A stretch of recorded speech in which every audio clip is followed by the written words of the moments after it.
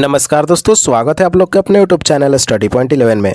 दोस्तों SSC MTS हवलदार परीक्षा 2022 का यानी आज 11 जुलाई है और इसका पहला शिफ्ट का पेपर हो गया, आप लोग को पता भी चल गया होगा। जिससे 20 प्रश्न मेरे पास अवेलेबल है, जो कि 25 प्रश्न में से 20 प्रश्न मेरे पास अवेलेबल है। और ये मैं गारंटी देता हूँ कि 100% रियल होने वाले हैं प्रश्न, क्योंकि जब तक मैं प्रश्न को समझ नहीं लेता हूँ 2-4 स्टूडेंट से, जब तक मेरे पास वो प्रश्न आते नहीं तब तक मैं वो प्रश्न को सेलेक्ट नहीं करता।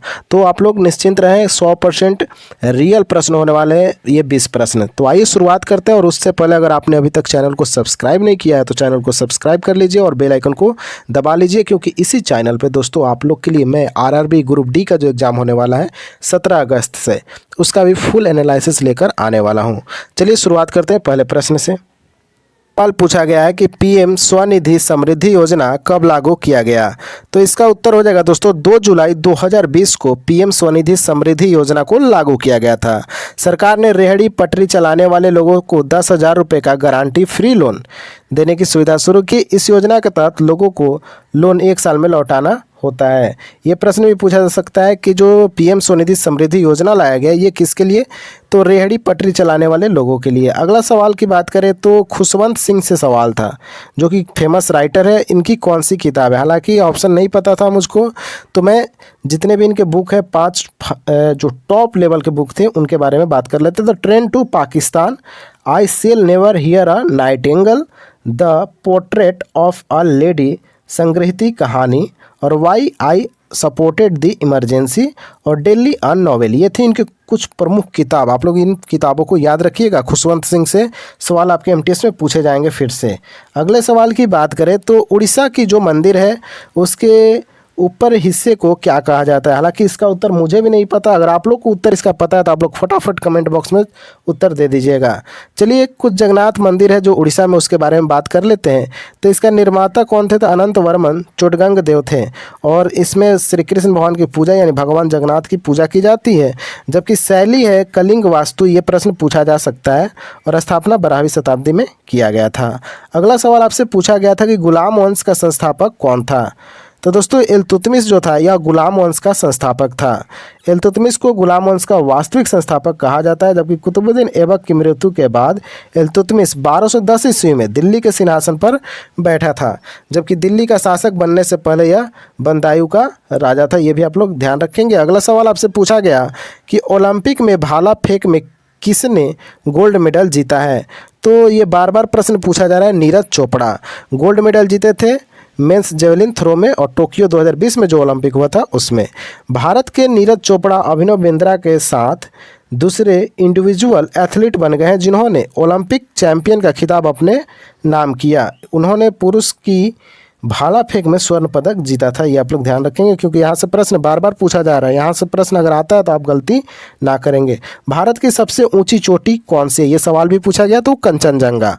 तो कंचनजंगा जो है भारत की सबसे ऊंची चोटी है, और यह दुनिया की तीसरी सबसे ऊंची चोटी है, जो समुद्र तल से 8,586 मीटर यानी 28,169 फीट ऊपर उठती है। और कंचनजंगा सिक्किम, पूर्वोत्तर भारत और पूर्वी नेपाल की सीमा पर दार्जिलिंग, सिक्किम के उत्तर पश्चिम में 46 मील की दूरी पर स्थित है। अगले सवाल देख लेते हैं। दिल्ली सल्तनत का पहला शासक कौन था। तो दोस्तों आप लोग को पता भी होगा इसका उत्तर। कुछ ऐतिहासिक ग्रंथों में सल्तनत काल को 1192 से 1526 तक बताया जाता है। जबकि 1296 में गौरी की हत्या कर दी गई, और गौरी की हत्या के बाद उसके एक तुर्क गुलाम यानी ममलुक अरबी कुतुबुद्दीन ऐबक ने सत्ता संभाली और दिल्ली का पहला सुल्तान बन गया कुतुबुद्दीन ऐबक। अगला सवाल आपसे पूछा गया था दोस्तों कि किस पूजा को पारंपरिक भाषा में छर पनहारा कहा जाता है। तो जगन्नाथ यात्रा। आप लोग याद रखेंगे, जगन्नाथ यात्रा को पारंपरिक भाषा में छर पनहारा कहा जाता है। और आप लोग चैनल को सब्सक्राइब कर लीजिए दोस्तों, और बेल आइकन को जरूर क्लिक कीजिएगा, क्योंकि इससे मोटिवेट मिलता है। अगला सवाल की बात करें कि जनगणना 2011 के अनुसार भारत की नगरीय जनसंख्या कितनी है। तो दोस्तों जनगणना से तो बार बार सवाल पूछा जा रहा है। जब से मैं एनालिसिस करा रहा हूँ, यानी 5 तारीख से एनालिसिस लगातार हो रही है, और लगातार जनगणना से सवाल पूछे जा रहे हैं। तो आप लोग जनगणना के बारे में काफ़ी डिटेल्स में पढ़ लीजिएगा। तो भारतीय संविधान संशोधन की प्रक्रिया दक्षिण अफ्रीका से ली गई थी। माफ़ कीजिएगा, ये दूसरे प्रश्न का है। तो इसमें कुल लगभग 32.4% है नगरीय जनसंख्या, ये आप लोग याद रखेंगे। तो संविधान से भी प्रश्न पूछा गया था दोस्तों कि संविधान की जो प्रक्रिया है, संशोधन प्रक्रिया, वो कहाँ से ली गई है? तो दक्षिण अफ्रीका से ली गई है, आप लोग याद रखेंगे। और किस अनुच्छेद में है? तो 368 अनुच्छेद में है और 20 भाग में है, यानी 20 जो भाग है उसमें संविधान संशोधन की प्रक्रिया के बारे में बताया गया और अनुच्छेद 368। और जबकि कहाँ से लिया गया है? तो दक्षिण अफ्रीका से लिया गया है। अगला सवाल देख लेते हैं, इल्बारी वंश का संस्थापक कौन था? तो दोस्तों इल्बारी वंश का इल्तुतमिश संस्थापक था। 1210 से 1236 इसका शासनकाल था। जो एक इल्बारी तुर्क था और खोखरों के विरुद्ध इल्तुतमिश की कार्यकुशलता से प्रभावित होकर मोहम्मद गोरी ने उसे अमीरुल उमर नामक महत्वपूर्ण प्रदान की थी उपाधि। तो अगला सवाल आपसे पूछा गया दोस्तों कि माउंट एवरेस्ट का सबसे ऊंचा पीक कौन सा है? यानी ज्योग्राफी से सवाल पूछे गए हैं आज के शिफ्ट में। नेपाल में सागरमाथा कही जाने वाली यह चोटी दुनिया की सबसे ऊंची चोटी है, तो इसका राइट उत्तर होगा सागरमाथा।